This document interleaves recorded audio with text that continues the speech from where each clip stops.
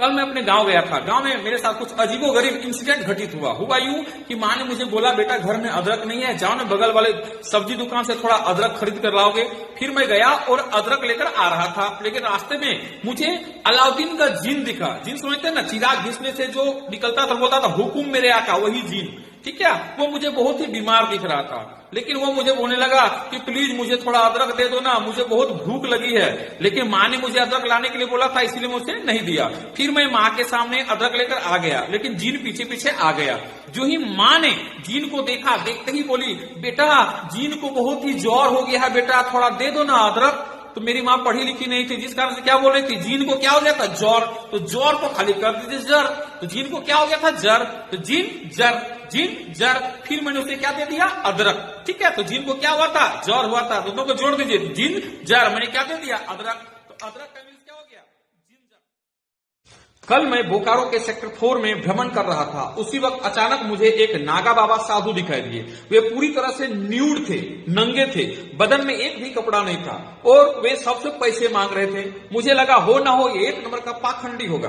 फिर क्या, मैं उस बाबा के सामने गया और मैंने बोला कि बाबा आपके शरीर में तो एक भी कपड़े नहीं है, शरीर में तो पॉकेट ही नहीं है, तो इन पैसों को आप रखोगे कहां।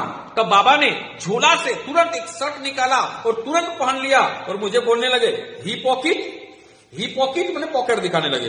क्या बोलने लगे, ही पॉकेट। मुझे आया गुस्सा, मैंने बोला भाग पाखंडी, आप एक नंबर के पाखंडी है। बताइए, जब मैंने बोला पॉकेट कहाँ है तो क्या बोलने लगा, ही पॉकेट, ठीक है। तो कल ही पॉकेट जो है ना, हिपोक्रीट को खाली कहते हैं हिपोक्रीट स्पेलिंग है HYPOCRITE, हिपोक्रीट। वो क्या था, पाखंडी था। तो पाखंडी का इंग्लिश क्या हो गया, हिपोक्रीट। मेरी छोटी सिस्टर सीए की पढ़ाई कर रही है। एक दिन वह अपने हॉलिडेज में घर आई थी। फिर मैं उसके सामने गया और मैंने पूछा कि तुम सीए कब तक बनोगी।